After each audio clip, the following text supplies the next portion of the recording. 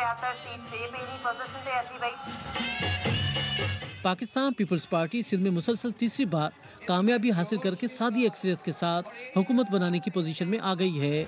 इस बार Pakistan peoples party का मुकाबला तहरीक इंसाफ और ग्रीन डेमोक्रेटिक अलायंस से था।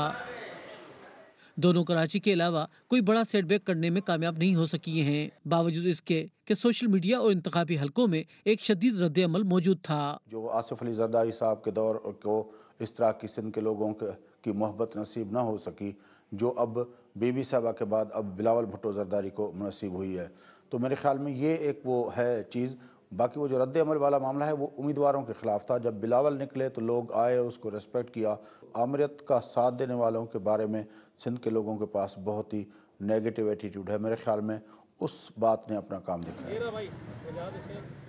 सिंध के दारुल हुकूमत कराची में मुत्तहिदा कौमी मूवमेंट 1988 से लेकर गुज़िश्ता 30 सालों से शहर की सबसे बड़ी नुमाइंदा जमात का एजाज़ गंवा चुकी है और अब तहरीक इंसाफ शहरियों की नुमाइंदा जमात के तौर पर सामने आई है।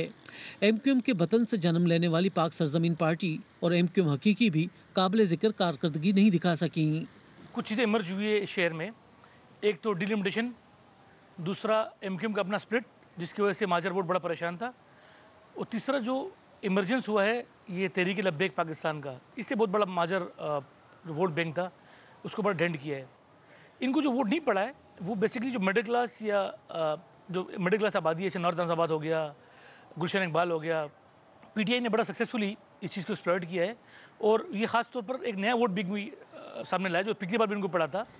जमात इस्लामी और JUI पर मुश्तमिल मुत्तहिदा मजलिस अमल भी कराची के शहरियों के पास जगह नहीं बना सकी हैं, जबकि राय हक पार्टी और सुन्नी तहरीक भी बड़े पैमाने पर वोटरों की तवज्जो हासिल नहीं कर सकी।